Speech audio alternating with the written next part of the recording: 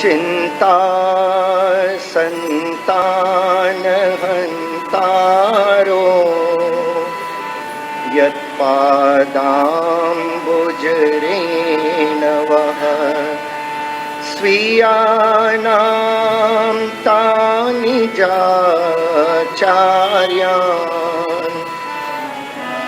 प्रणमामि मुहुर्मुहुः। यदनुग्रहतो जन्तुः सर्वदुःखादिगो भवेत् तमहं सर्वदा वन्दे श्रीमद्वल्लभनन्दनम्। अज्ञानतिमिरान्धस्य ज्ञानाञ्जनशलाकया चक्षुरुन्मीलितं येन तस्मै श्रीगुरुवे नमः। नमामि हृदये शेषे लीलाक्षीराब्धिशायिनं लक्ष्मीसहस्रलीलाभिः सेव्यमानं कलानिधिम्। चतुर्भीश्च चतुर्भीश्च चतुर्भीश्च त्रिभिस्तथा षड्भिर्विराजते योऽसौ पञ्चधारदये मम। सौन्दर्यं निजरत्कतं प्रकटितं स्त्रीगूढभावात्मकम्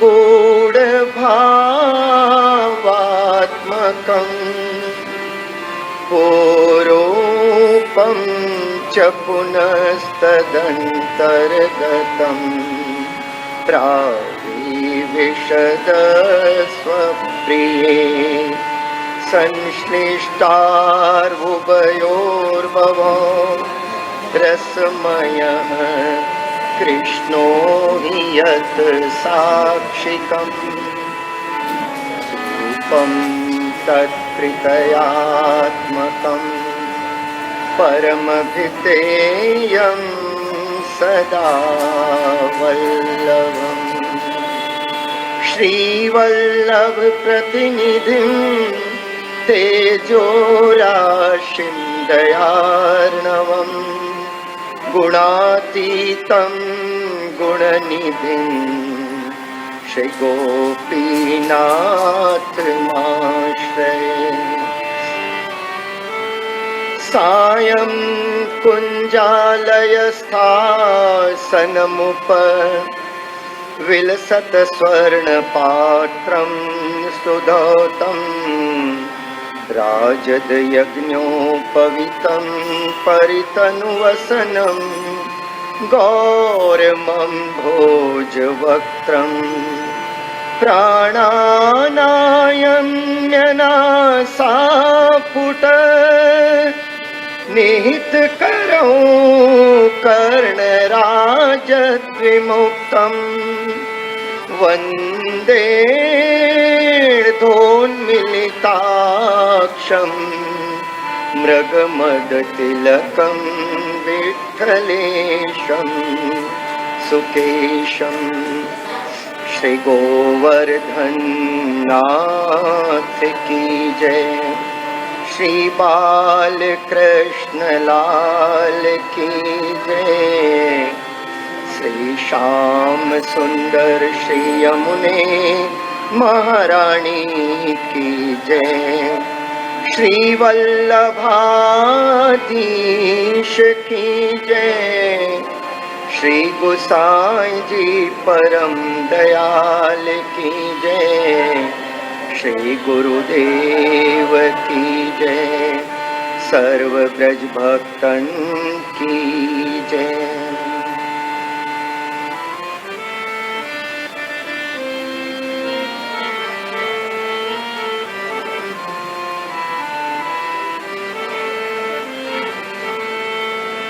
हो याचक श्री वल्लभ तिहारो, याचन तुमको आयो हो याचक श्री वल्लभ तिहारो, याचन तुमको आयो महाउदारे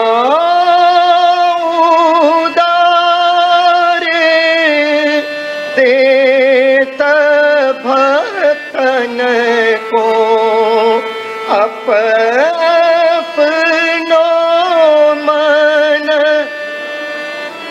भायो,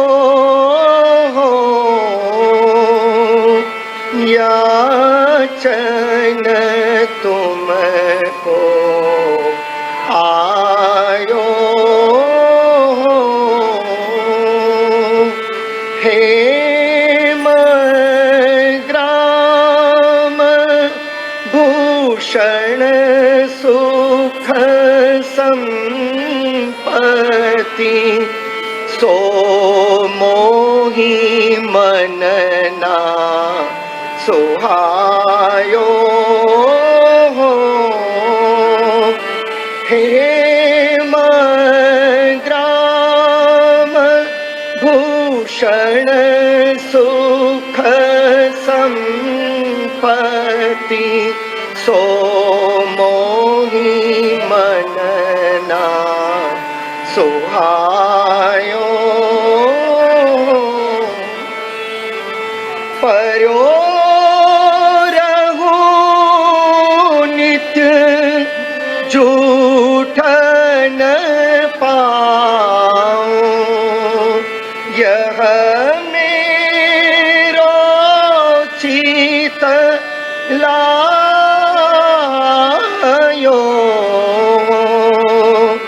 याचन तुमको आयो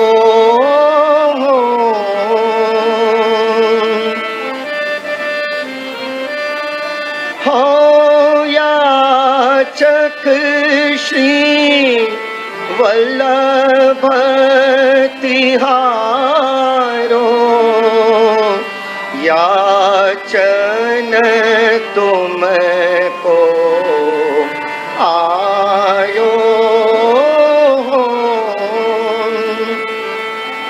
गाऊं गुण लावण्य सिंधु के, लाऊं गुण लावण्य सिंधु के, दास चरण रज पायो, दास चरण रज पायो, याचन तुमको आयो हो याचक श्री वल्लभ तिहारो, याचन तुमको आयो हो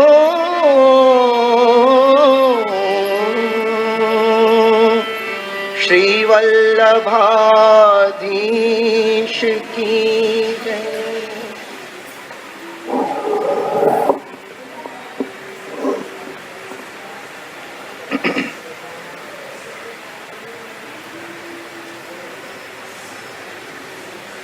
कलिकाल तमश्चन्य दृष्टित्वा द्विदुषामपि सम्प्रत्य विषयस्तस्य महात्म्यं समभूद्भुवि।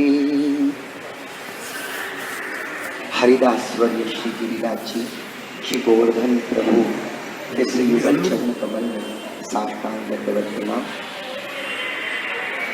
आप सब महाप्रभु जी के कृपा पात्र वैष्णव के हृदय में विराजमान श्री महाप्रभु जी, गोसाई जी, श्री यमुना जी, श्री ठाकुर जी, समस्त वल्लभ कुल परिवार व ब्रज भक्तन के श्री युगल चरण कमलों में मेरे कोटान कोटि दंडवत प्रणाम।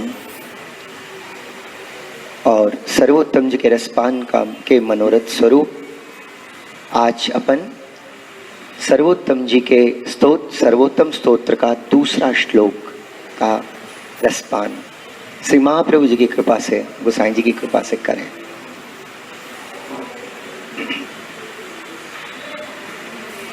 जीवन में एक सहज प्रश्न अपने मन में आ सकता है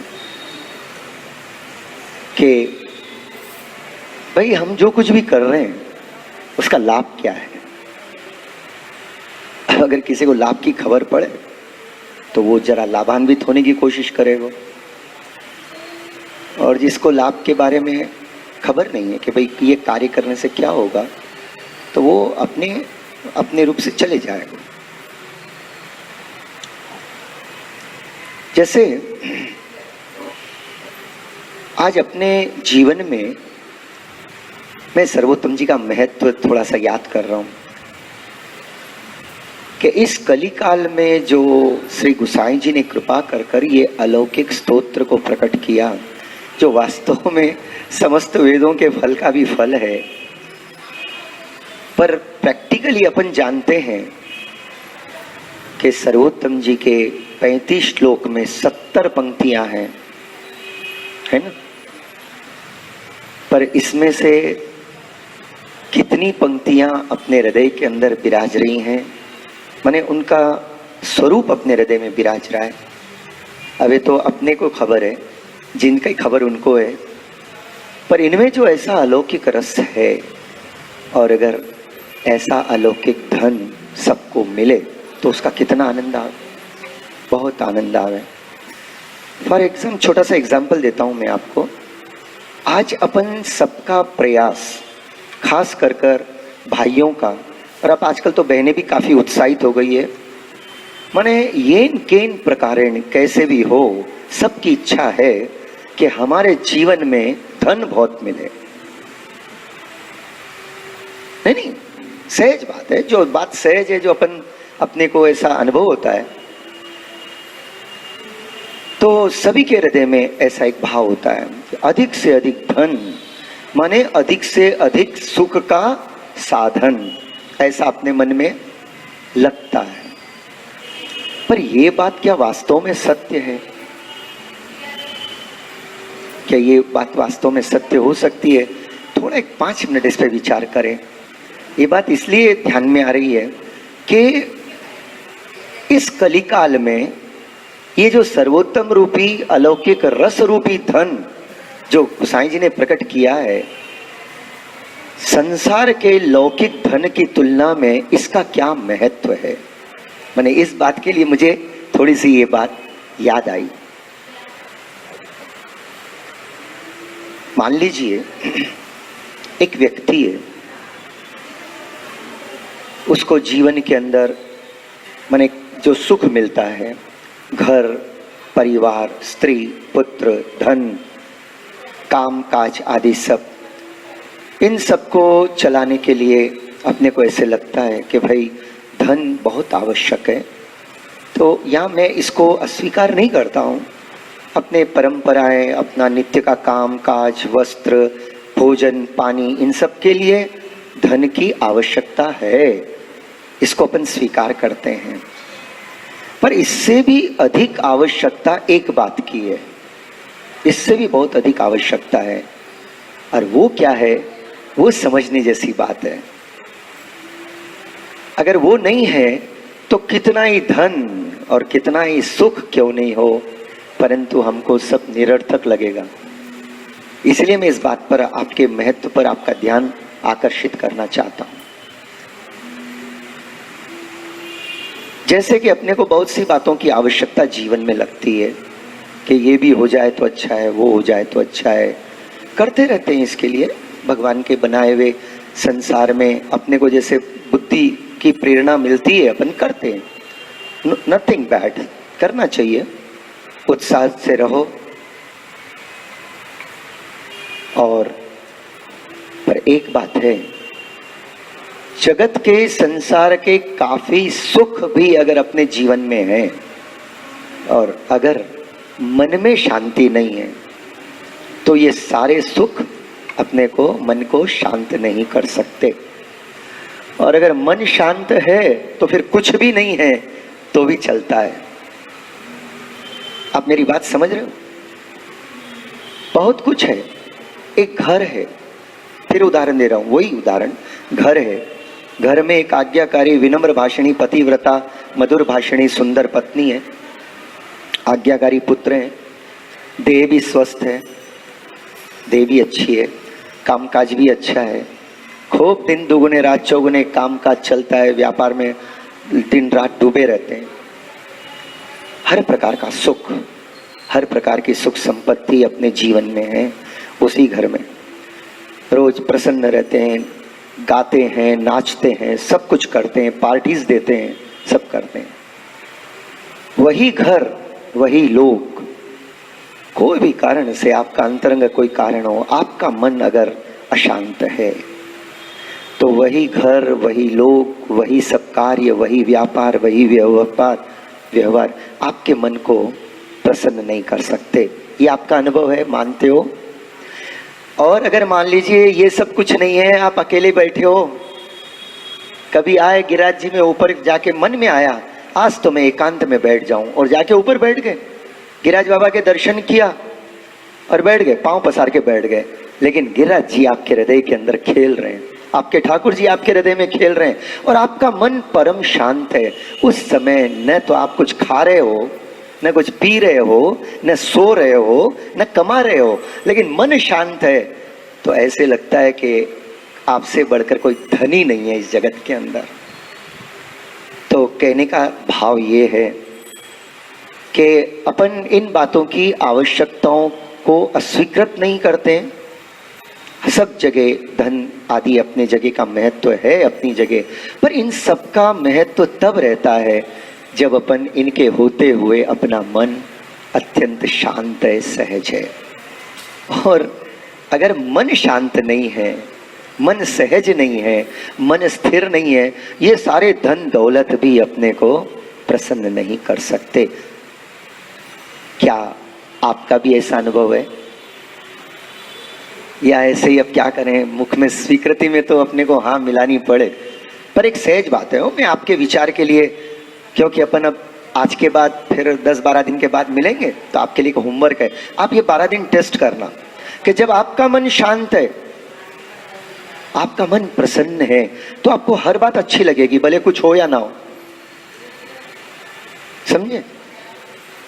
बस एक टाइम भोजन मिल गया, एक टाइम व्रत कर लिया, एक टाइम नहीं भी खाया, पर मन बहुत शांत है, तो आपको एक समय के भोजन में भी बहुत सुख मिल जाएगा। लेकिन आपने 2 टाइम का भोजन भी किया, ब्रेकफास्ट भी किया, पर है कहाँ? हॉस्पिटल में, आईसीयू में।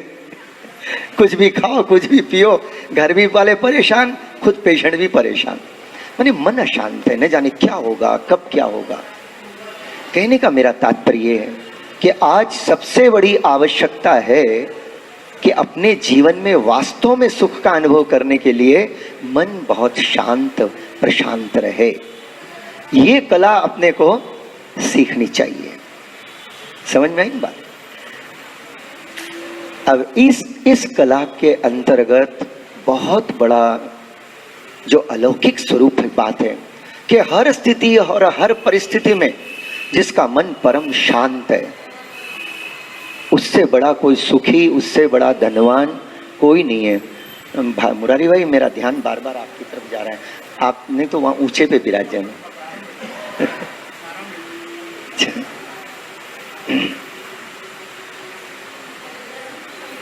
तो मन को शांत, ये तो छोटी अवस्था है, वो मन को शांत रखना बहुत छोटी अवस्था है, पर बहुत महत्वपूर्ण अवस्था है। लेकिन इसी शांत मन को आनंद से भर देना, फिर तो सोने में सुगंध हो जाए। मन भी शांत और उसमें आनंद ही आनंद। अगर ये प्राप्त करना हो तो पुनः मैं आपको एक याद दिलाऊं कि रोज प्रातः काल और रात में सोने के पहले आप श्री महाप्रभु जी का ध्यान करें।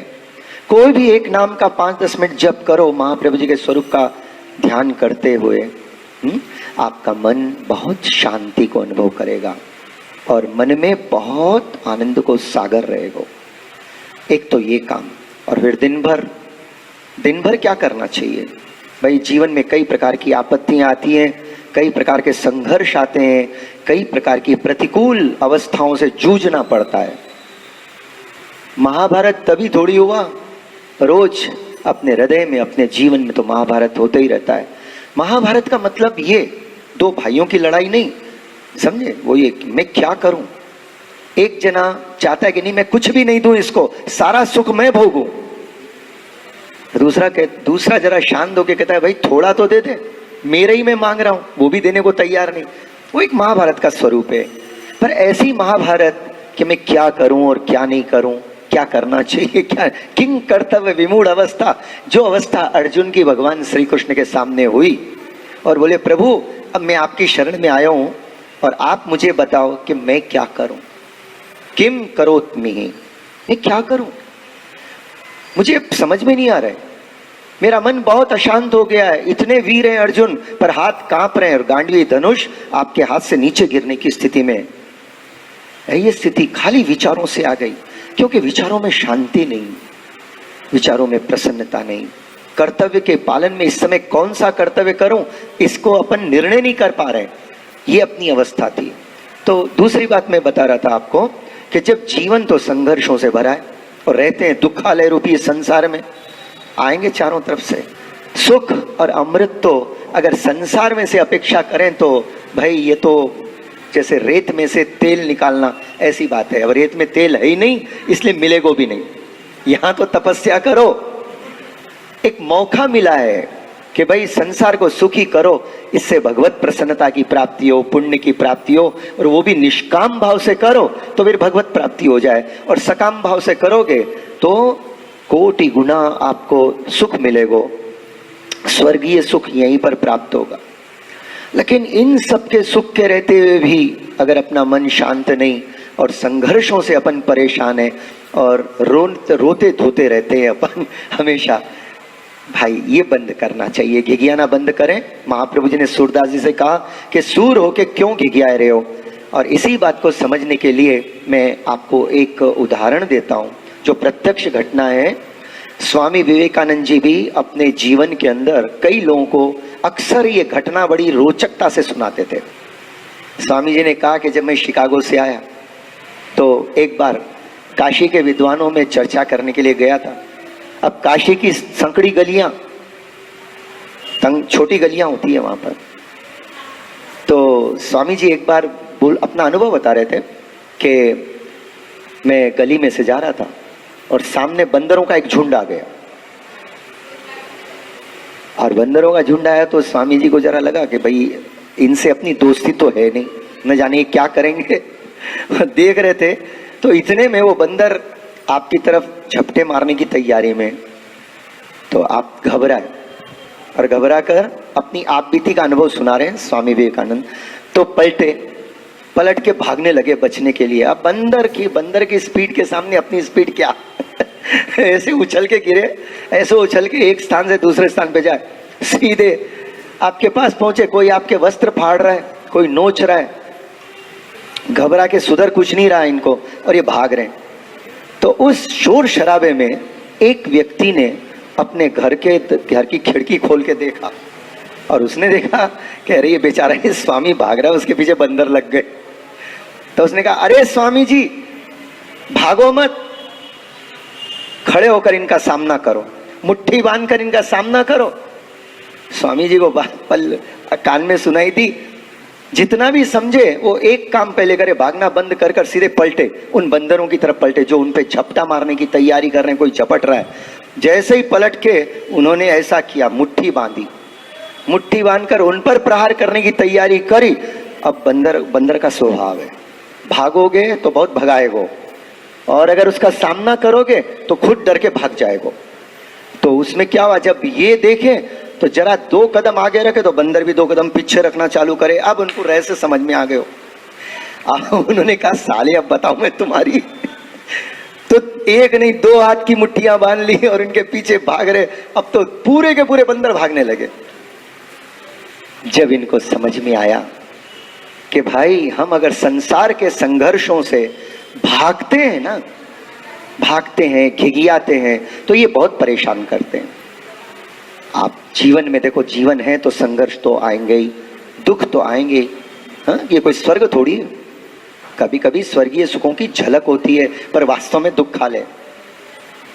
ऐसे समय जीवन में आती हुई प्रतिकूल अवस्थाओं में मन को शांत रखकर इनका सामना करना चाहिए। अगर इनका सामना करें तो फिर कोई स्थिति, कोई परिस्थिति फिर आपको हराएगी नहीं, बल्कि आपकी जीत के लिए आपके कदमों की सीढ़ियां बन जाएगी और आपके चरण को चूमेगी और विजय निश्चित है आपकी। जीवन में कभी घबराओ मत। हाँ, ये तो संसार में रहने का एक स्टाइल है, लाइफ स्टाइल है। किसी भी बात से मत घबराओ। जिस बात से आपको लगता है कि भाई ये बात मुझे नहीं आती, पड़ जाओ उसके पीछे, वो बात आपको आ जाएगी। ऐसा क्या नहीं कर सकते अपन। मनुष्य का जो ये मस्तिष्क है ना, ये प्रकृति की अद्भुत रचना है। आप संसार की हर बात प्राप्त कर सकते हो और लोक वेदातीत परब्रह्म पूर्ण पुरुषोत्तम के उस स्वरूपानंद को नित्य अनुभव कर सकते हो।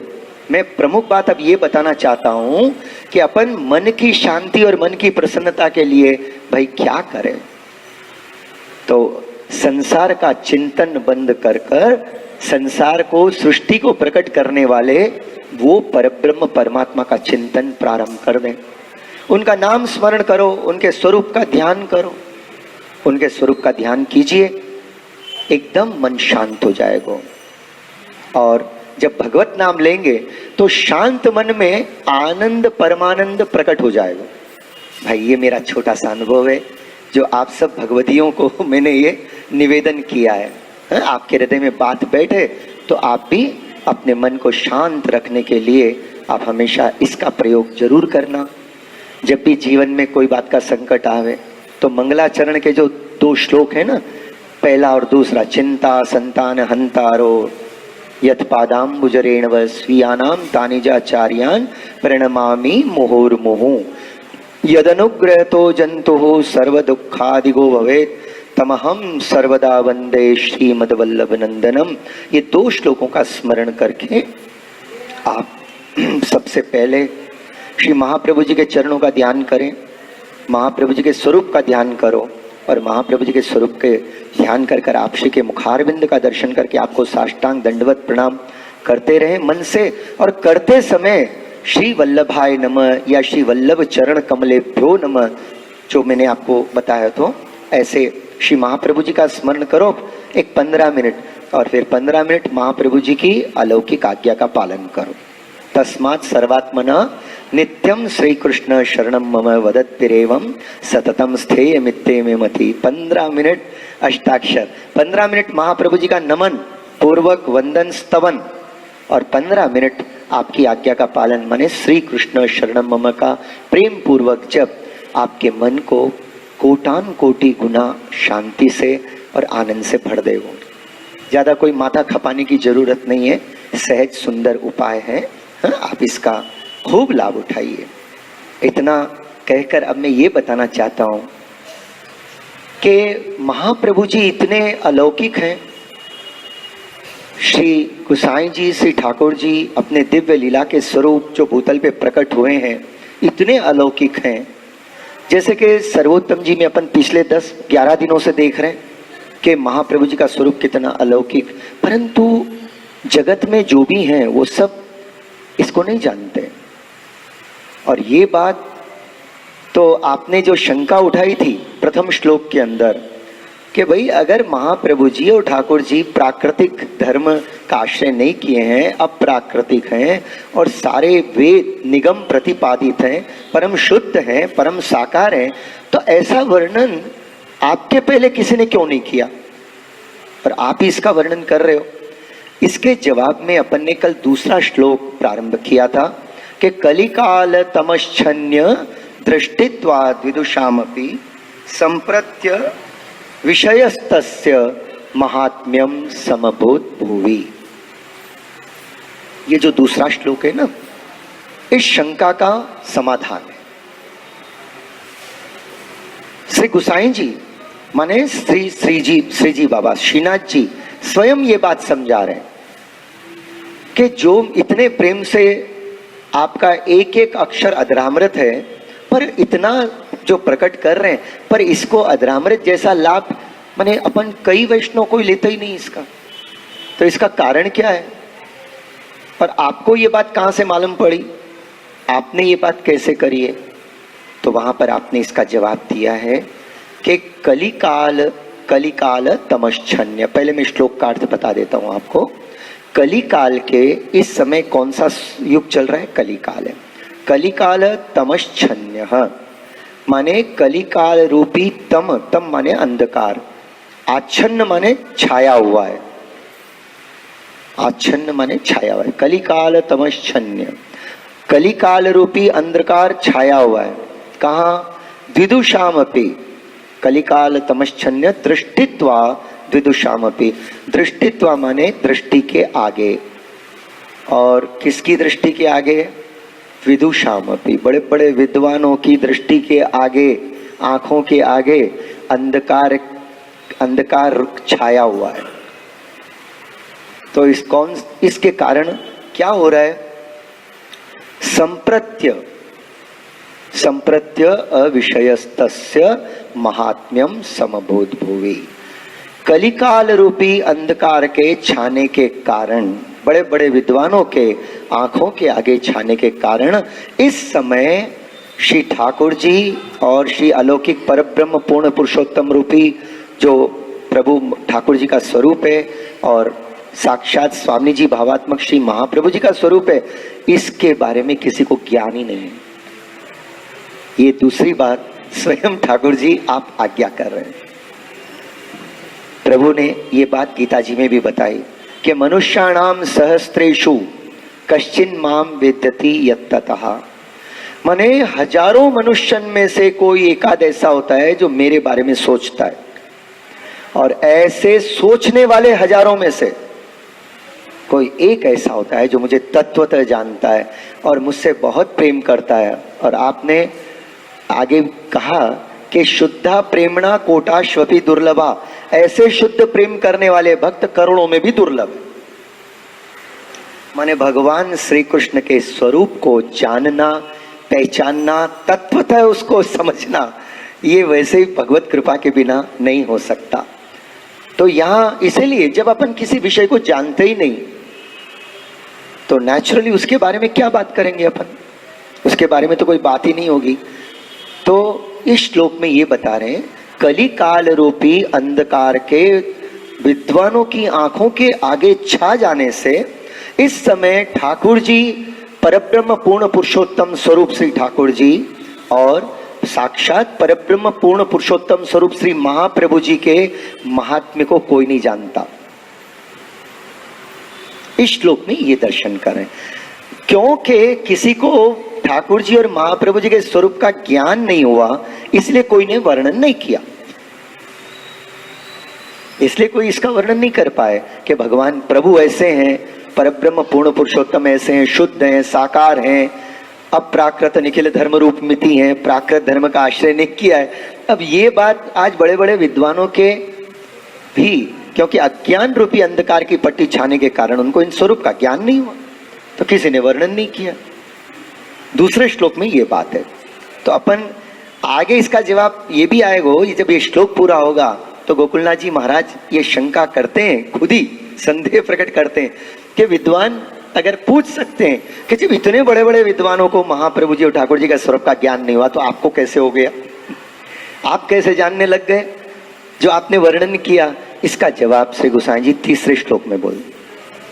वो तीसरे श्लोक जब अपन 18 तारीख के बाद करेंगे तब देखेंगे। आज देखते हैं ठाकुर जी के स्वरूप का अपन दर्शन करें। नाउ अपन लेट अस स्टार्ट द कलिकाल तमश्चन्य। तो अपन एक एक शब्द का भाव दर्शन करें। कलिकाल तमश्चन्य दृष्टित्वा। ये कलिकाल रूपी अंधकार जो है ना, ये जब आंखों के आगे छा गया है, अब इसको अपन समझेंगे, समझते हैं, समझने का प्रयास करते हैं। इस समय कलयुग है, तो कलयुग ठीक है, कलयुग की विशेषता क्या? तो बोले इस समय अपने को भगवत स्वरूप का अज्ञान और भगवत स्वरूप के बारे में अन्यथा ज्ञान, ये दो बहुत होते हैं। भगवत स्वरूप का ज्ञान बहुत कम होता है। ये कलिकाल का प्रभाव ही ऐसा है, युग का प्रभाव है। युग का प्रभाव कैसा है कि हमारे जीवन में अभी अज्ञान और अन्यथा ज्ञान रूपी अंधकार अपनी बुद्धि के आगे छाया हुआ रहता है। अब ये अज्ञान क्या है, अन्यथा ज्ञान क्या है, आपको एक उदाहरण देके समझाऊं कि जैसे अंधकार है, तो अंधकार, हाँ, इसके पहले ये देखो कि कोई वस्तु को अगर अपने को देखना है, कोई वस्तु को देखना है तो दो बातों की आवश्यकता होती है। एक तो वस्तु प्रकाशित हो।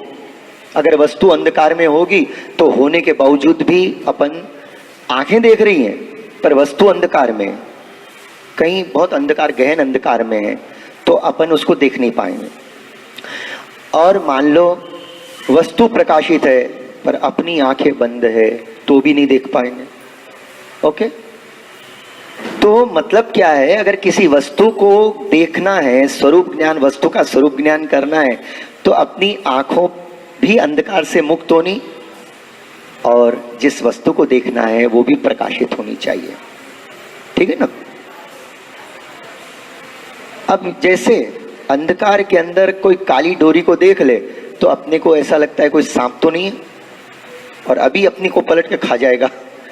अंधकार में गांव में फिरते हैं, अब आजकल तो सांप बहुत कम हो गए क्योंकि विषैली दवाओं के कारण, परंतु पहले ही ये सांप रहते थे, ये कई प्रकार के कीटाणुओं को तो खुद ही खा जाते थे, तो इतनी विषैली दवाएं खेती में उपयोग करने की जरूरत नहीं पड़ती थी।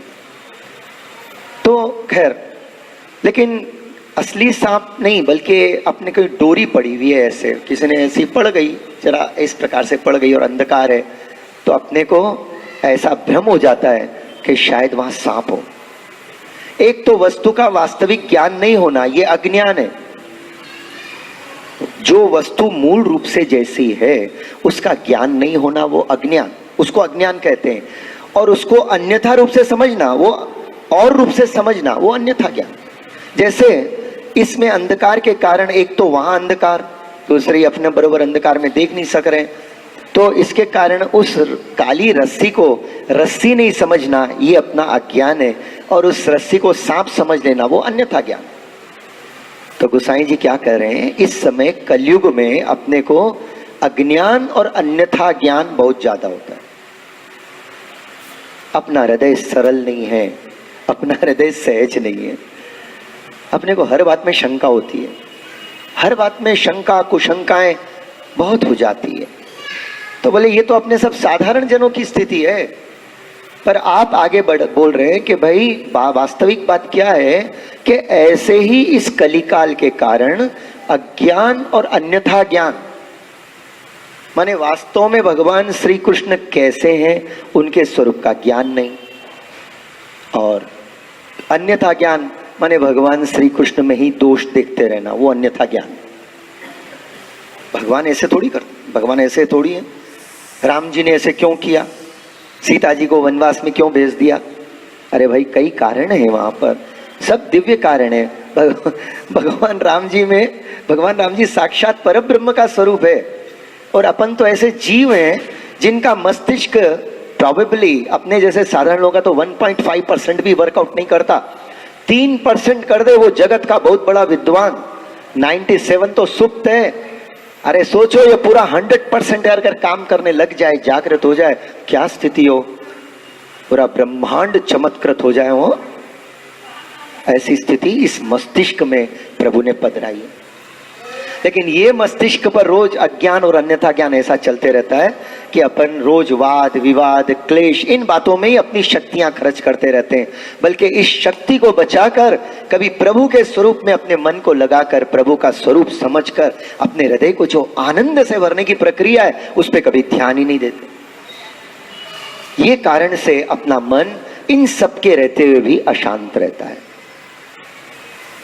और मैंने आपको बताई कितनी धन दौलत कितना ही हो, लेकिन मन अगर शांत नहीं है तो वो उससे सुख नहीं मिलता है। और अगर कुछ नहीं है, एक छोटा सा घर है और एक समय अपना पेट भरता है लेकिन मन शांत है, जो है उसमें संतुष्ट है, उससे बढ़कर कोई सुखी नहीं इस संसार में। उसके जीवन का एक एक रोम सुख का अनुभव करता है। वास्तव में सुखी होने का ये रहस्य है। परिस्थितियां तो क्या करोगे, वो तो अनिवार्य है, किए हुए कर्म सामने आते हैं परिस्थिति के रूप में, लेकिन हाउ टू मोल्ड दैट वो आपके हाथ में। यही तो बात भगवान ने कही, कर्मण्येवाधिकारस्ते मां फलेषु कदाचन। तुम फल की चिंता मत करो, वो तो जो होना है वो होगा ही, लेकिन कर्म करना तुम्हारा अधिकार है। श्रेष्ठ कर्म करो और भगवत सुख की प्राप्ति करो। अरे अपने में से कोई 2 4 5 10 तो ऐसे निकले, मैं तो कहूं पूरे के पूरे अभी जहां बैठे हैं वो सब ऐसे निकले, भाई शांतिवान अशांति सब बाहर, हृदय में शांति है। और हमेशा ऐसा अनुभव हो अपने को कि अपन भी संसार में सर्वश्रेष्ठ लोगों का जीवन जो जी रहे हैं उनमें से एक अपन भी है, महाप्रभु जी की कृपा से। तब ये जीवन का कुछ आनंद आवे। और इसके लिए सारी बातें यहां भरनी है। देह को मिले कि नहीं मिले, घर में आवे कि नहीं आवे, नथिंग डिफरेंस, कुछ नहीं हो फर्क पड़ता उससे। और अनुभव तो ये बताता है, एक गरीब रिक्शे वाला मेहनत कर कर 2 रोटी खा के जो मस्ती से सो जाता है ना बाकी के लोगों की वो जाने, नींद ही नहीं आती है। और जितने बड़े हाईली डेवलप्ड कंट्रीज हैं, सुनते हैं कि वहां 80-90% लोगों को टैबलेट्स लेनी पड़ती है नींद की। अरे वो भी कोई जीवन हुआ? जीने का मतलब है कि सहजता से जिए, स्वस्थता से जिए, प्रसन्नता से जिए और शांति पूर्वक जिए, तब उसका महत्व है। और ये मिले कैसे जीवन में? भगवान श्री कृष्ण के चरण कमल, भगवान श्री महाप्रभु जी के चरण कमल शांति सुख आनंद परमानंद के सागर हैं। बस इनको पकड़ लो, सदा इनको वंदन करो, इनका स्मरण करो, हाँ? तो अपने हृदय में आनंद परमानंद प्रकट होने लग जाएंगे। ऐसा क्यों नहीं होता है? इतने शास्त्र हैं, हर शास्त्रों में भगवान श्री कृष्ण की महिमा है, खूब महिमा गाई गई है। अरे आज सुनो, आप टीवी ऑन कर दो, कितनी सुंदर श्री कृष्ण के गुणों का वर्णन किया जाता है। भगवान श्री कृष्ण इतने महान, इतने महापराक्रमी, सर्वशक्तिमान, सर्वाधार, सर्वेश्वर, इतने इतने विशेषणों से अपन भगवान श्री कृष्ण का वर्णन करते हैं। लेकिन भगवान ने कहा कि माम शुच, तू चिंता मत कर। और वही वर्णन करने वाला जब जाता है ना घर के जीवन के अंदर, तो बैठे बैठे माथे को हाथ लगा ले। नहीं, जब अपन भगवान का वर्णन कर रहे हैं तो अनुभव करें कि प्रभु ऐसे। मुख्य बात क्या है कि अपन एक तोते की तरह रट लेते हैं, सुनने वाले सुन लेते हैं, बोलने वाले बोल देते हैं। भाई सत्संग का ये स्वरूप नहीं हो। इवन बोलने वाले का भी मन में ऐसा सुदृढ़ संकल्प होना चाहिए कि जो बात भक्त ठाकुर जी कृपा कर कर विराज कर प्रकट कर रहे हैं, और श्रोता के मन में ऐसा भावना हो कि प्रभु मेरे हृदय में विराज के जो मुझे सुनने का सुख दे रहे हैं, ये मुझे जीवन में लाभ लेना है। आज तक जो हुआ सो हुआ, लेकिन आज के बाद का दिन, कल का सूरज स्वर्ण का ही सूर्योदय होगा। वो स्वर्ण का सूर्योदय माने न कोई चिंता न कोई उद्वेग, परम शांति परम आनंद। देखो, ट्राई करो, ऐसा प्रयोग आप प्रयास कीजिए। मनुष्य सब कुछ कर सकता है, nothing is impossible, everything is possible, सब संभव है। और ये बहुत कंट्रोल करता है हर चीज को। आप इसको कंट्रोल कर लो। और कंट्रोल करने के लिए क्या करना है? मय्येव मन आधत्स्व बुद्धिं निवेशया मय्येव निवशस्यति मामेति संभवः। मुझ में मन लगाओ, मुझ में बुद्धि लगाओ। मय्येव मन आदत्स्व मयि बुद्धिम निवेशया निवशिष्यसि मय्येव अतः ऊर्ध्वम न संशयः।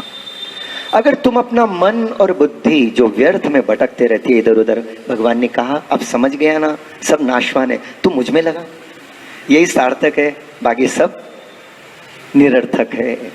प्रभु के चरणों में, प्रभु के स्वरूप में अपना मन और बुद्धि लगा देना, प्रभु की भक्ति करनो, प्रभु का नाम स्मरण करनो, और जिन प्रभु की भक्ति करते हैं उन्हीं प्रभु के दर्शन पूरे जगत में करना। जहां भी अपनी दृष्टि जाए वहां अपने प्रियतम को निहारे, बस यही जीवन का सुंदर प्रकार। बाकी यश अपयश, जीवन मरण, हानि लाभ, जन्म और मृत्यु, ये सब प्रभु के हाथ में है। ये पूर्व कर्मानुसार आते हैं, इससे ऊंचे नीचे नहीं हो जानो। ये तो परिस्थितियां हैं, आते रहती हैं, इससे क्या फर्क पड़ता है। यहां सब कुछ यहां है बस। और इसको करने के लिए रोज प्रभु का ध्यान करनो, प्रभु का नाम लेनो। तो प्रश्न ये है कि ये सब बातें हैं, इसको करते भी हैं, कहते भी हैं, सुनते भी हैं, पर ऐसा होता क्यों नहीं है। श्री आचार्य चरण यहाँ कृष्णाश्रय में बहुत सुंदर समझाते हैं। कृष्णाश्रय ग्रंथ के 4थे श्लोक में, अहंकार विमूढ़ेषु सत्सु पापानुवर्तिषु लाभ पूजार्थ यत्नेषु कृष्ण एव गतिर्मम। ऐसा क्यों नहीं हो रहा है। अपन जानते हैं कि भगवान श्री कृष्ण आनंद रस के सागर हैं, परमानंद प्रभु सब सुखदाता है। फिर भी विचार करें, अपन अपने मन को चेक करें, टेस्ट करें कि हमारा मन वास्तव में प्रभु में कितना लगा हुआ है। और जितना लगा हुआ है, जितनी देर लगता है कहीं खाली क्रिया तो नहीं हो रही है। एक आदत है, अपने को संस्कार पड़ गए, जिसको जिस काम को करने की आदत पड़ती है, फिर भले सेवा ही क्यों नहीं हो, सेवा भी हो जाती, क्रियावत सेवा भी हो सकती है। पर क्या सेवा करते करते सेवा के प्रत्येक क्षण में आनंद के सागर की उर्मियां अपने हृदय में प्रकट हो रही कि नहीं। अदरवाइज आपको सावधान होना है और मन और ज्यादा प्रभु के स्वरूप चिंतन करते हुए सेवा का भले थोड़ी क्यों नहीं करें, बहुत सुंदर रूप से उसको ले करें। और इसमें एक बात हरिराय चरण महाप्रभु जी ने बताई कि सेवा में पाखंड नहीं करनो। सेवा अपने और अपने प्रभु के बीच में एक बहुत मधुर संबंध है जो याद दिलाती है, और उसको प्रकट करने का एक प्रकार है। सेवा किसी को दिखाने के लिए नहीं करनी। पाखंड माने क्या कि अपने घर कोई वैष्णव आवे तो उस दिन कोई वल्लभ कुल पधारे, आज जेजे की पधरामणी है तो अरे क्या उस दिन तो ठाकुर जी को इतना श्रृंगार कियो और बैठे बैठे खूब भगवत वार्ता करी ताकि वो वैष्णव देखे हाँ क्या अच्छा है। इससे कुछ नहीं लाभ होगा। वो इससे बस थोड़ी प्रतिष्ठा हो जाती है, और पुष्टि मार्ग में प्रतिष्ठा भाव की बाधक है। लोग बोलते हैं बहुत अच्छा है, बहुत अच्छा है। अरे उनके बोलने से क्या हो जाएगा भाई। वो अंदर बैठे ना, उनको लगना चाहिए ये मेरा प्रेमी है। क्या गोपीजनों ने प्रभु से पूछा था कि प्रभु आप हमसे कहो कि हमारी सेवा आपको प्रिय लगती है कि नहीं? कभी नहीं पूछा, खाली किया। वेद की श्रुतियां हैं।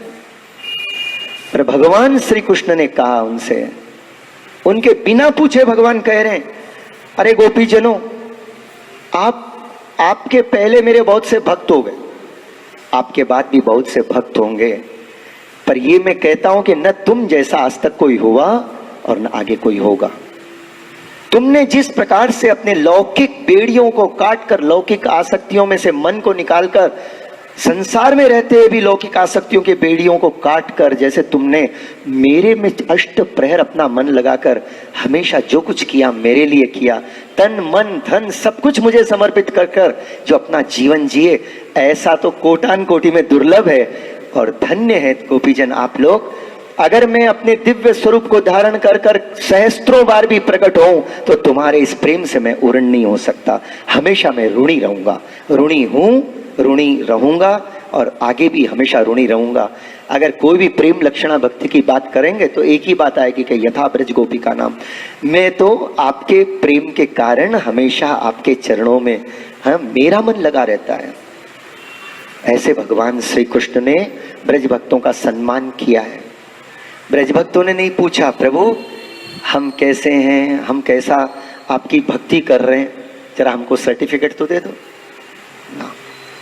बस करते रहो। कर्मण्येवाधिकारस्ते, प्रेम से प्रभु की भक्ति करो। अरे एक पशु भी होता है ना, आप किसी पशु के पास 2-4 दिन चले जाओ, गाय हो कोई भी हो, आप उनके जरा प्रेम से 2 हाथ फेरो, आपको देखते ही वो आपकी तरफ देखेगा, आपको लगेगा कि वो कोई अपना है।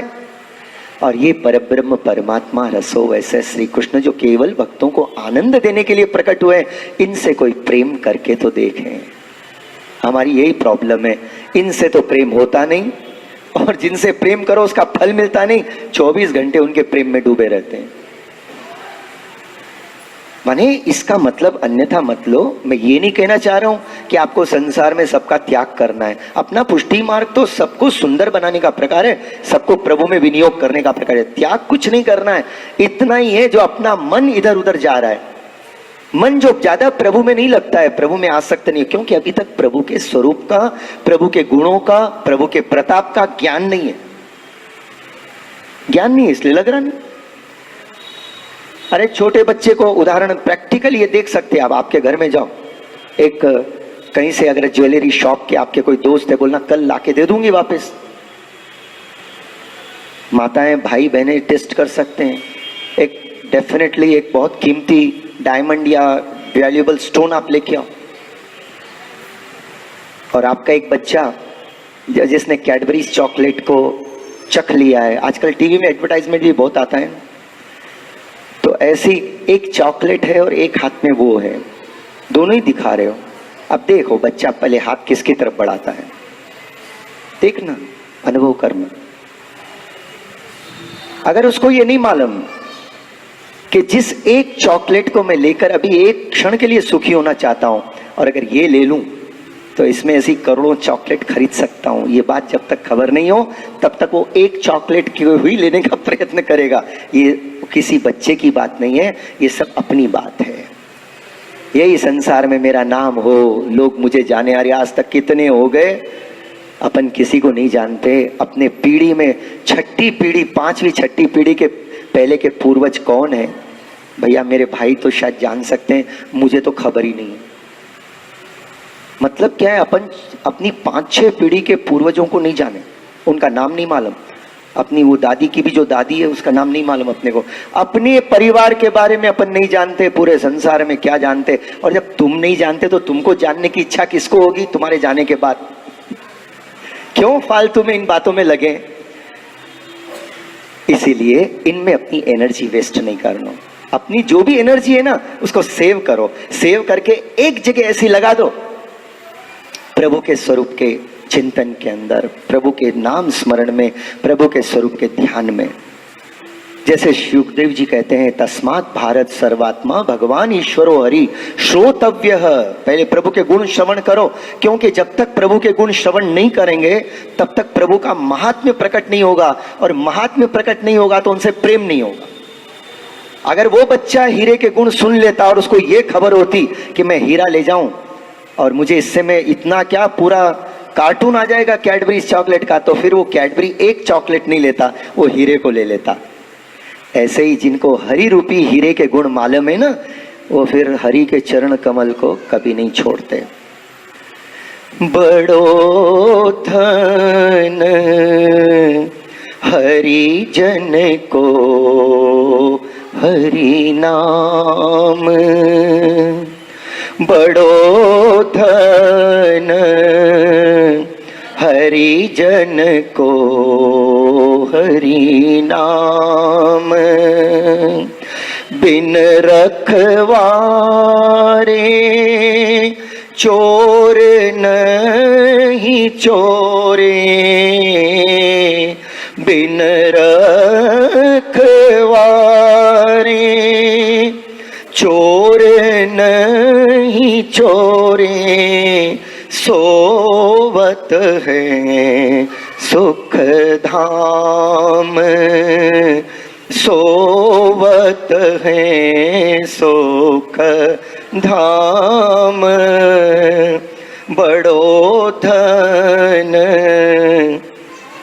हरि जन को हरि नाम, दिन दिन बढ़त सवायो दूनो दिन दिन बढ़त, सवायो दूनो घटत नहीं कछु दाम, घटत नहीं सूरदास जाके हरि सेवा, सूरदास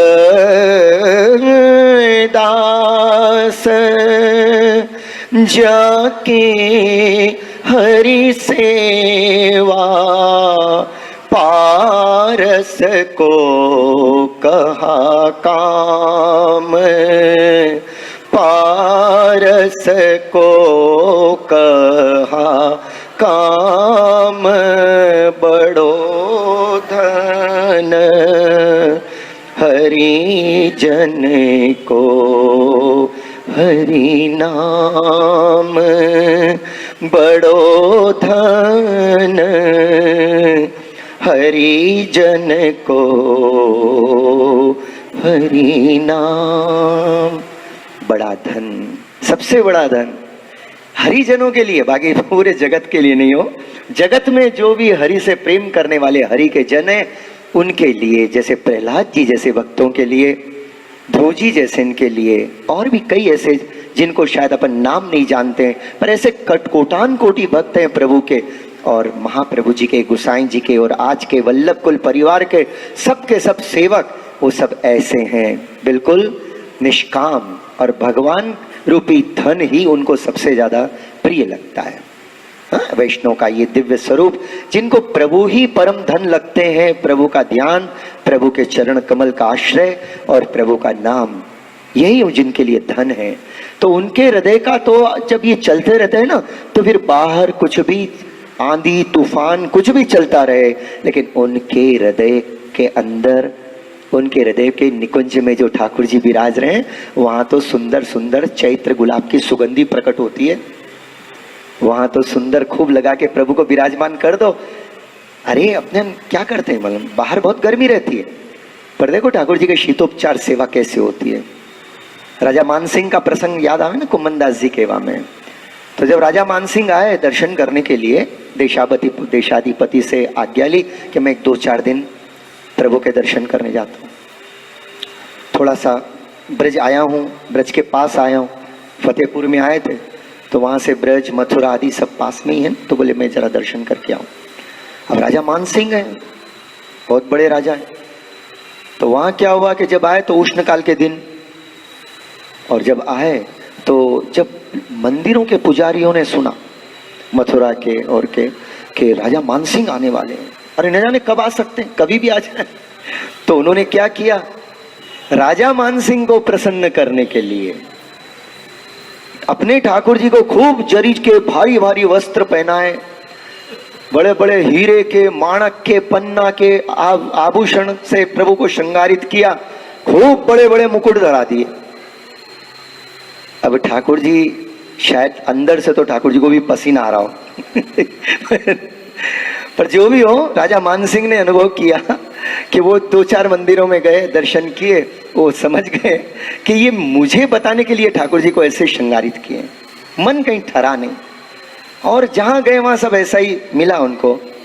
बोले भाई अरे इतनी गर्मी है और ठाकुर जी को इतने बस, अरे हमको भी लगता है कोई हल्का फुल्का सा बंडी डाल के बैठ जाए, और तुमने इतनी गर्मी में, मन से ऐसे कह रहे हैं कि इतनी गर्मी में ठाकुर जी को इतने भारी भारी वस्त्र पहना दिए पूरे यहाँ तक के, ठाकुर जी को कैसे सुख मिलता होगा। अभी वो पुष्टि भक्त नहीं है, लेकिन पुष्टि भक्ति उनके हृदय में प्रकट हो रही, प्रेम भक्ति। वहां से किसी ने कहा आपको दर्शन का सुख लेना है, आप ऐसा करो यहाँ से जतिपुरा जाओ, वहां श्री गोवर्धननाथ जी प्रकटे। श्रीनाथ जी साक्षात परब्रह्म पूर्ण पुरुषोत्तम का स्वरूप प्रकट हुआ है, और गोसाई जी भी साक्षात वही श्री जी बाबा को स्वरूप है, एक सेवक और एक स्वामी के रूप में खुद ही अपनी सेवा कर रहे हैं। आपको अगर दर्शन और सेवा का सुख लेना हो तो आप जतिपुरा जाओ। जतिपुरा को उस समय यतिपुरा कहते थे, गोपालपुरा कहते थे। आप वहां पता रहो। राजा मान सिंह ने सुना, आए, वहां भी नीचे कहीं थे, दर्शन किया। शाम के 4 साढ़े 4 बजे का समय। विचार करो वैष्णव कि गिरिराज जी कितने ऊपर से कितने तपरे होंगे। गिरिराज जी की शिलाएं, और 4 साढ़े 4 का समय, ज्येष्ठ वैशाख का महीना, कितने तपरे होंगे। राजा मानसिंह के मन में आया, ऐसा सुना है कि यहाँ बहुत सुंदर रूप से ठाकुर जी की सेवा होती है। बस वो प्रभु को याद करते, प्रभु को जब याद किया तो इनके हृदय का जो ताप था ना, वो निवृत्त हो गया। हृदय में एक प्रकार की शीतलता प्रकट हो गई और भूल गए, संसार के ताप को भूल गए। और बिना पादुका के, क्योंकि मालूम था कि गिरिराज जी पे पादुका पहन के नहीं जानो, तो आप खुले पांव से तपते हुए गिरिराज जी की शिलाओं पर पांव धरते हुए मंदिर तक चले गए।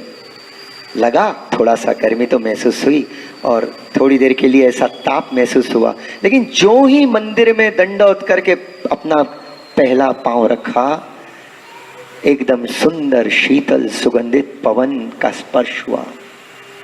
क्योंकि उस समय श्रीनाथ जी की सेवा गोसाई जी बड़े प्रेम और खूब वैभव से करते थे, सब प्रकार के सुख का विचार करके करते।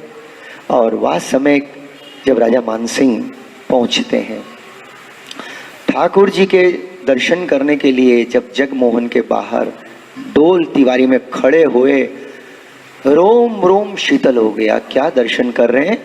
उस दिन श्री जी बाबा को श्री गोसाई जी ने सुंदर मलमल का श्वेत पिछोड़ा धराया। आज जैसे ठाकुर जी गिरिराज बाबा धारण किए ना, इसको पिछोड़ा कहते हैं।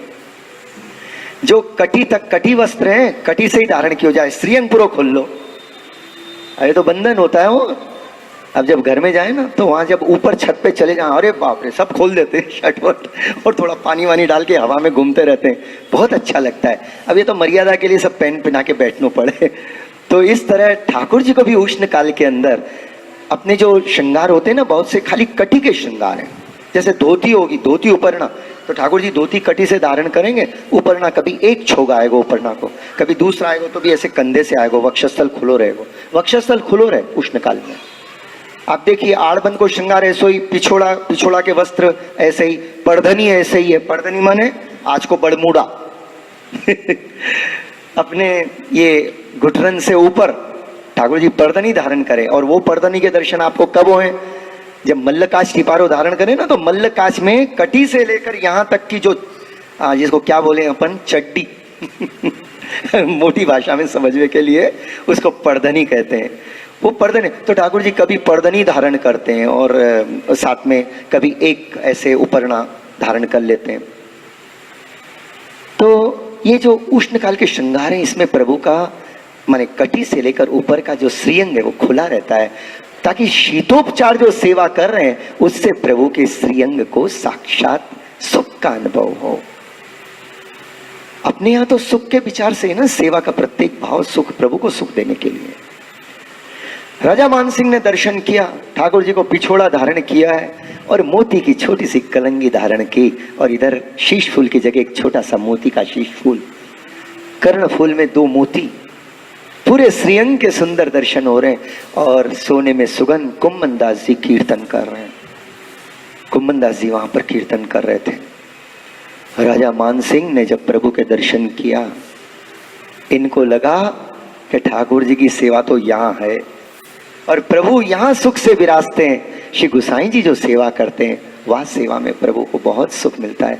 क्योंकि गोसाई जी ने क्या किया था, चारों तरफ से माने 8 तो गुलाब दानियों से छिड़काव हो रहा है ठाकुर जी को, गुलाब जल का, खस के टेरे लगे हुए हैं, धूप की एक किरण नहीं आती है, और चारों तरफ से पंखे चल रहे हैं, ऐसी सुगंध शीतल बयार, और चारों तरफ से फुहारे और पंखे की आवाज, ऐसी शीतलता हो गई। राजा मानसिंह का कितने दिनों का ताप निवृत्त हो गया। और उन्होंने कहा कि साक्षात परब्रह्म पूर्ण पुरुषोत्तम रसो वैसे श्री कृष्ण तो यहीं विराजते हैं, और ये जो सेवा है वस्तुतः ठाकुर जी की कृपा से जो सेवा यहाँ के भक्त जो कर रहे हैं, तो इनका परम सौभाग्य है और प्रभु यहीं प्रसन्न है। ऐसे राजा मानसिंह वहां पर निर्णय किए, बहुत अहोभाव से दर्शन किया, दंडवत किया है। और उस समय कुम्मन दास जी वहां कीर्तन कर रहे थे। कुम्मन दास जी कीर्तन कर, छिन छिन बानी कर और ही और, छिन छिन बानी कर और ही और, जब देखो तब नूतन सखीरी,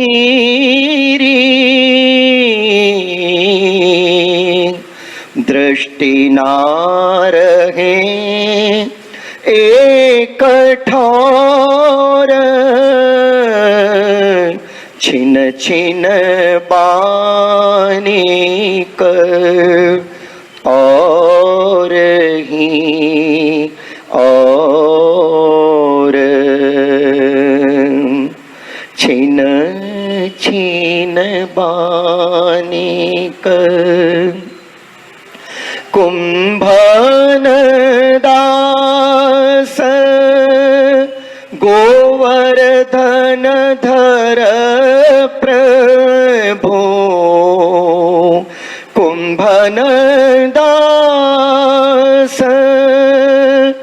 गोवर्धन धर प्रभु, रसिकराय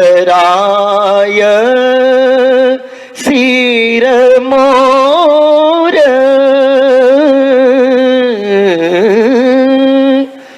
छिन छिन बानी कर और ही और, छिन छिन बानी कर। रूप देख पलक लागे नाही, रूप देख पलक लागे नाही, श्री गोवर्धन धर रूप पे दृष्टि परत रहत तही तही, रूप देख पलक लागे नाही। ऐसे सुंदर कुम्मन दास जी ने कीर्तन किए, ठाकुर जी के स्वरूप का दर्शन किया, सुंदर कीर्तन सुने। मान सिंह राजा बहुत प्रसन्न हो गए और नीचे जब उतर के आए तो पूछा, भाई ऐसे सुंदर दर्शन, गुसाई जी के दंडवत की, गुसाई जी ने आपको स्वागत कियो, आओ कैसे हो पूछा, गुसाई जी को भेंट आदि की।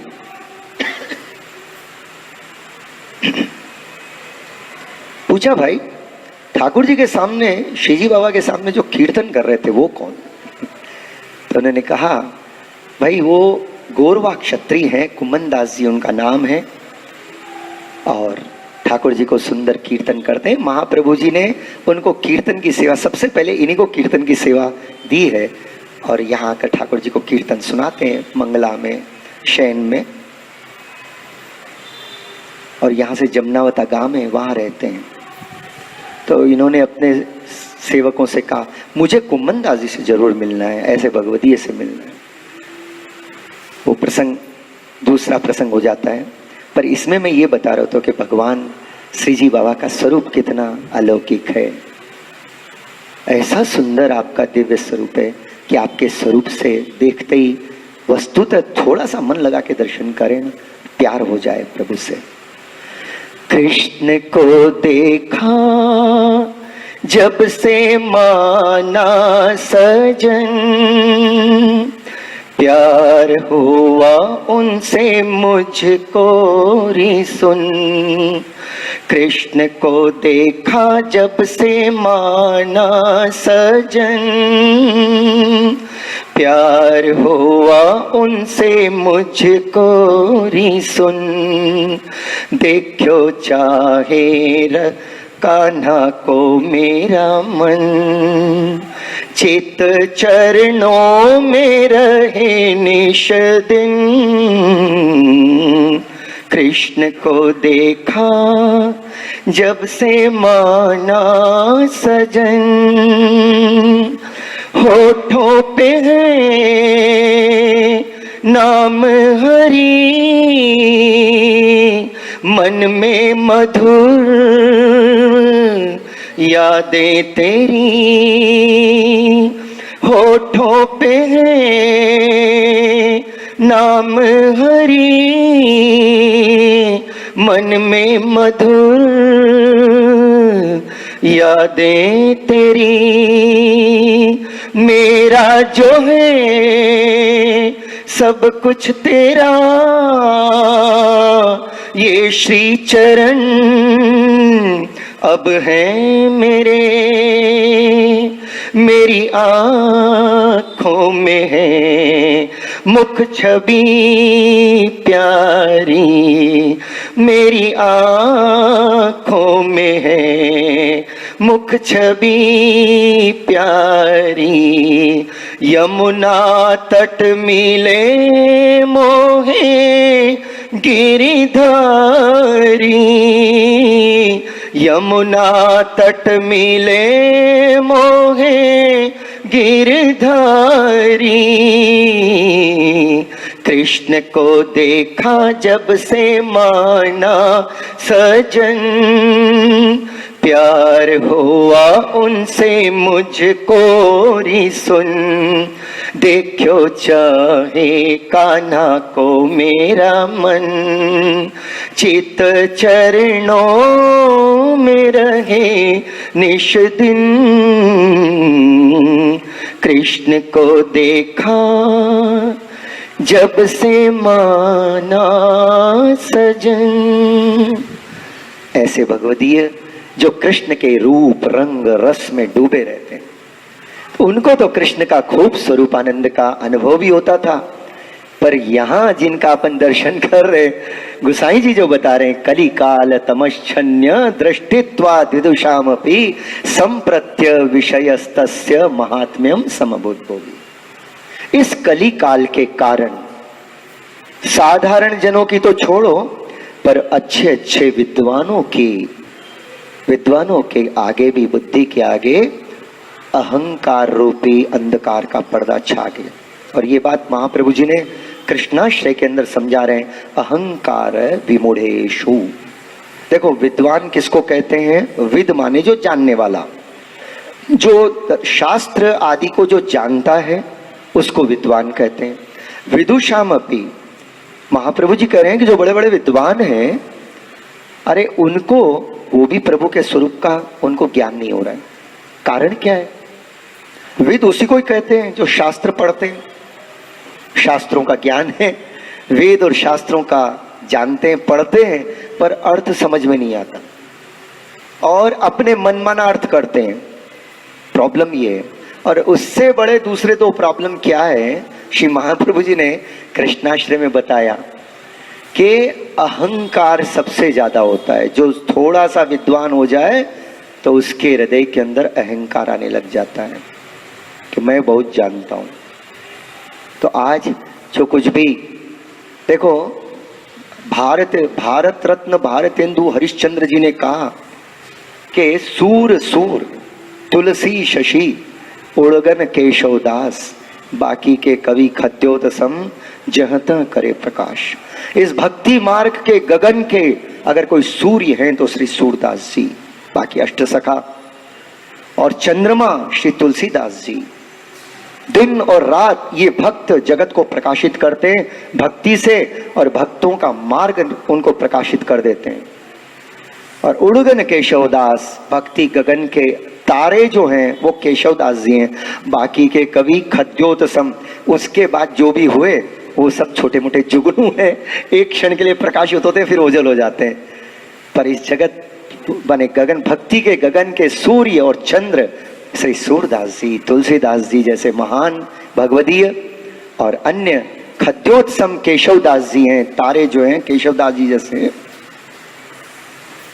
तो इन्होंने मूल मूल सार सार गायो, सार सार बातें गाई और जो इनके मार्ग पर चले। आपको मालूम है ना, सो अकबर का एक प्रसंग है कि अकबर को सूरदास जी जब बुलायो तो सूरदास जी को, तब सूरदास जी ने कहा था नाइन रहो मन में ठौर, अब मेरे मन में किसी और के लिए जगह ही नहीं है।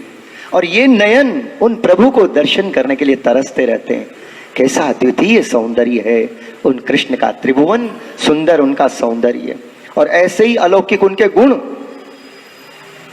अकबर ने कहा सूरदास जी आप तो बड़े भगवदीय हो, महान हो, आप ऐसे क्यों बोल रहे हो? आपकी आंखें तो देख ही नहीं सकती और आप कह रहे हो कि मेरी आंखें तड़प रही है, मेरी आंखें प्यासी मर रही है प्रभु को देखने के लिए, आपके पास तो आंख ही नहीं है।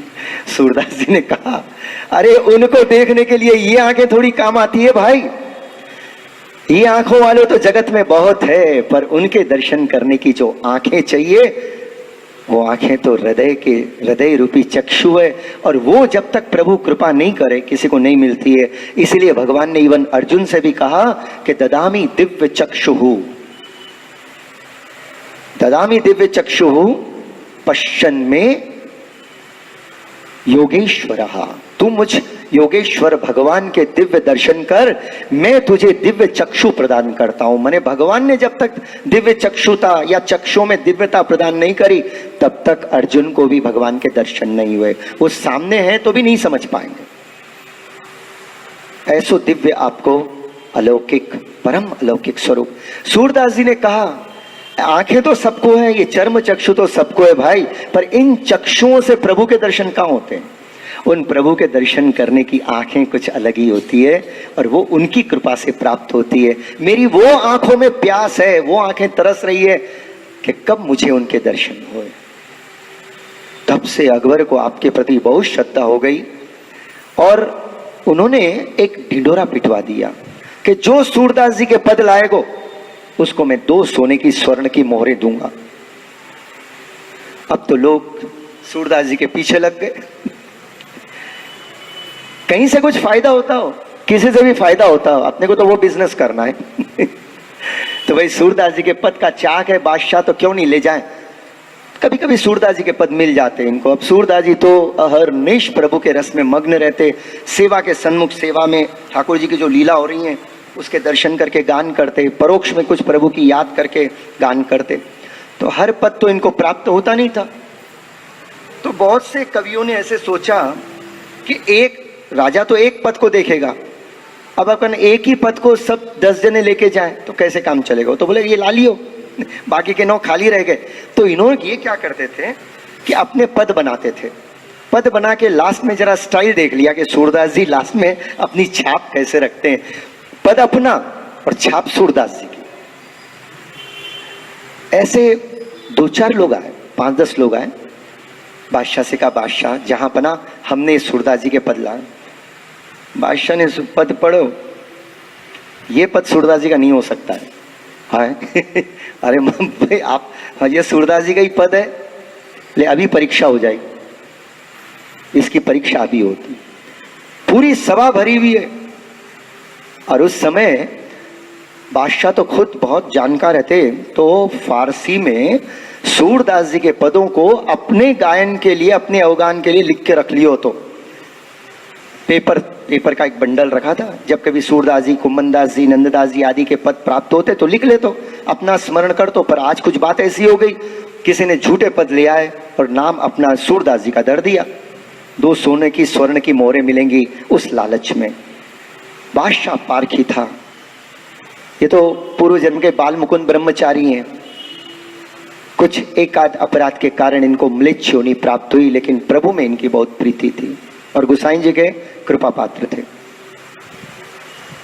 तो उन्होंने क्या किया, जैसे जिस पेपर के ऊपर सूरदास जी का मूल पद लिखा हुआ है, ऐसा है वही पेपर, उसके ऊपर बोले ये सूरदास जी का पद है, देख अभी भी मैं बोल रहा हूं। बोले हाँ जनापना है, सूरदास जी का पद है, उन्हीं से तो प्राप्त किया। कल ही आया जतिपुरा से मैं। ठीक है, वो पद उन्होंने लिख दिया उसके ऊपर। देख दोनों पेपर एक जैसे हैं, ये मैं कहता हूं ये सूरदास जी का पद है और ये तेरा पद है और दोनों ही पेपर उस समय एक बड़ी ऐसे परात जैसी मंगाई या भगोना जैसा मंगाया, उसमें जल भर दिया और जल भरकर दोनों पत्र उसमें डाल दिए। तो बहन भाई साहब 5 मिनट के अंदर वो जो नकली पद था ना जिसने सूरदास की छाप लगा के लिया, वो तो जब ही डूब गया, नीचे चले गया पेंदे में, और जो सूरदास जी का पद था वो तैर रहा था ऊपर। बोले देखिए पहचान है, जो सूरदास जी जैसे भगवदीयन के पद गाएंगे वो तो तर जाएंगे इस भव सागर से, और जो लौकिक लोगों की वाणी को बोलते रहेंगे वो डूब जाएंगे। ऐसे सूरदास जी कहते हैं कि सूरदास जाके हरि सेवा पारस को कहा काम। पर ये तो जिनको अनुभव है वो कह रहे हैं। पर इस कलयुग में आज स्थिति क्या है? अब देखो आज की मूल स्थिति क्या चल रही है कि मैं आपको बता रहा था कि इतना भगवत धर्म, भगवत स्वरूप, भगवत कृपा, भगवत का रस ये सब प्रकट है, फिर भी आज स्थिति ये है। कली काल तमश्चन्य दृष्टित्वादि दुषामपि। बड़े बड़े विद्वानों के की दृष्टि पे वही अहंकार अंधकार छाया हुआ है। तो कौन सा अंधकार है भाई? पहले ही देखा कि पट्टी, अगर आंखों पर कोई बात की पट्टी लगी हो तो मूल वस्तु को देख नहीं पाते हैं। तो ये है विद्वान, पर अहंकार आने से इनको, माने अहंकार की पट्टी आंखों पर छा जाने से इनको भगवत स्वरूप का ज्ञान नहीं हो रहा है। और जो थोड़ा बहुत ज्ञान होता भी है ना, तो ये करते क्या है? लाभ पूजार्थ यत्नेषु। ये जो है लाभ रूपी स्वार्थ के लिए और अपनी यश हो, अपना यश हो, इसके लिए सब करते हैं। इनको प्रभु के यश से कुछ लेना देना नहीं है। ये कलयुग में ऐसा होता है। देखो जिनके लिए होता है उनके लिए ऐसा होता है, ऐसी बात नहीं है। कई महान जो प्रभु के स्वरूप को, महात्म्य को जानते हो तो भगवत रस में डूबे। ये बात उन लोगों के लिए नहीं है जो भगवत रस में डूबे हैं, पर अधिकांश रूप से बहुत से विद्वान भी हमको ऐसे जीवन में दिख जाएंगे जिनका जीवन लाभ पूजार्थ यत्नेषु है। माध्यम है ठाकुर जी और उनके गुणगान, माध्यम जरूर प्रभु के गुणगान माध्यम है, लेकिन अगर उनके जीवन में ये बात है, और महाप्रभु जी कह रहे हैं कि आज पाखंडे प्रचुरे लोके कृष्णे व गतिर्मम। बोलना एक, सोचना एक, करना एक। पाखंड और किसको बोलते हैं? कुछ एक बोलते हैं अपन, निर्णय एक करते हैं और अंदर भाव दूसरा रहता है, उसको पाखंड है। तो यहां पर ये बात बताया कि मुख्य रूप से क्या है। और तीसरी और एक आजकल क्या हो गया कि बड़े बड़े विद्वान लोग भी, श्री महाप्रभु जी कहते हैं कि सबको द्रव्य संग्रह की बहुत बड़ी भयंकर लोभ हो गया। आज द्रव्य संग्रह के पीछे सब पड़े हुए, भक्ति के पीछे नहीं, भगवान के पीछे नहीं।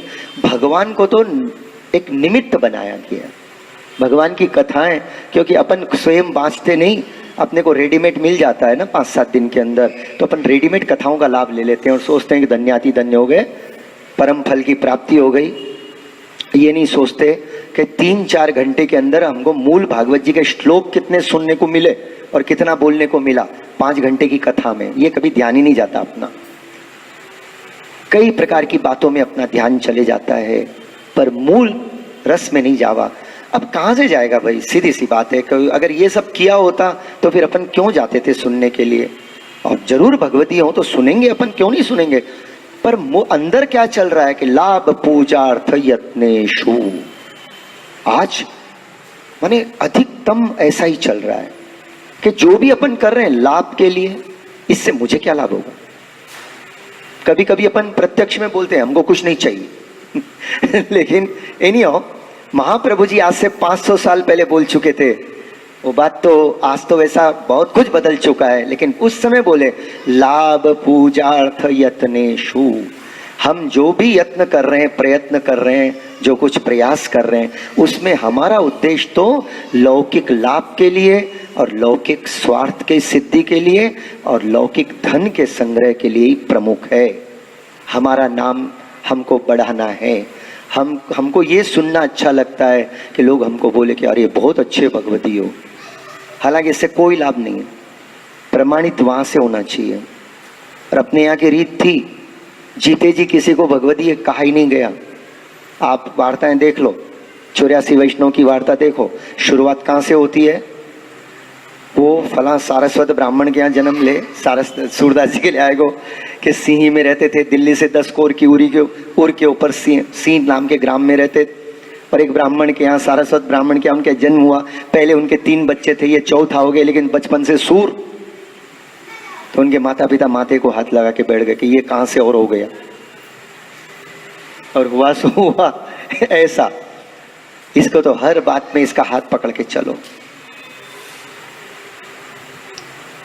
तो इस तरह कथा प्रसंग में पहले परिचय होता है, और उसके बाद वो कैसे महाप्रभु जी की शरण में गए वो बात आती है, उनका अलौकिक जीवन प्रारंभ होता है। फिर वो कैसे ठाकुर महाप्रभु जी की आज्ञा का पालन करते हुए, महाप्रभु जी ने जिस वैष्णव को, गोसाई जी ने जिन वैष्णव को जो आज्ञा करी वो करते हुए वो अपना जीवन यापन चालू करते हैं, प्रेम से प्रभु की सेवा करते हैं, स्मरण करते हैं, सर्वोत्तम जी का पाठ करते हैं, यमुनाष्टक का पाठ करते हैं, तो उनको भक्त ठाकुर जी का स्वरूप अनुभव होता है। और तब गोकुलनाथ जी महाराज कहते हैं, हरिराई चरण महाप्रभु जी कहते हैं कि वो महाप्रभु जी के सेवक ऐसे कृपा पात्र भगवदीय हते, वैष्णव किसी ने किसी को प्रमाणित नहीं किया। हाँ, वैष्णव जरूर, एक दूसरे की पहचान वैष्णव से, ये भगवदीय है, ये बात वैष्णव प्रमाणित नहीं करते हो, वल्लभ कुल करते हैं। वो भी उनके जाने के बाद अगर उनके सामने बोल दें तो उसका आसमान 7वें आसमान पे, उसका जो मस्तिष्क है ना, बुद्धि 7वें आसमान पे, अच्छा मैं भगवदी हूं, गया काम से। कहाँ के माथे के भगवदी है भाई? हाँ, करोड़ों में कोई एक भगवदी होता है। हाँ, वैष्णव अपन सब है, ये तो निश्चित बात है। अपन वल्लभ के दास है, और जैसे वैसे वल्लभ के है। वैष्णवता भी अपनी निभ जाए तो बहुत आपकी कृपा है। हरिदास वर्य श्री गिरिराज जी की कृपा, तो थोड़ी बहुत वैष्णवता भी अपने में आ जाए। पर वैष्णव तो हैं, बाकी के स्टेजेस वो ठाकुर जी जाने। तो यहाँ विद्वानों के जीवन में भी ऐसा हुआ है, अहंकार के कारण उनके भगवत स्वरूप का ज्ञान उनको नहीं होता है, या कारण से लाभ पूजार्थ यत्नेषु, तो उनके जीवन के अंदर जो भी फिर कार्य होता है वो भगवान की प्रीति के संपादन के लिए नहीं, बल्कि अपने जीवन के लाभ के लिए होता है। इससे भक्ति बढ़ती नहीं है, ज्ञान वैराग्य सुदृढ़ नहीं होते हैं, और वहाँ भक्ति शिथिल हो जाती है, और फिर भक्ति नहीं रहती, भगति हो जाती है, माने भागने वाले एक जगह स्थिर ही नहीं, इधर से उधर भागे, उधर से उधर भागे, ऐसा होने लग जाता है। अपन महाप्रभु जी के चरणों में दंडवत प्रणाम करें, और गोसाई जी के इन अलौकिक सर्वोत्तम स्तोत्र के इस दूसरे श्लोक के प्रथम पंक्ति का जो थोड़ा सा अपन ने दर्शन किया, इन पंक्ति को अपन वंदन करें। श्री को गिरिराज धरण की जय। अब आगे 18 तारीख 18 जून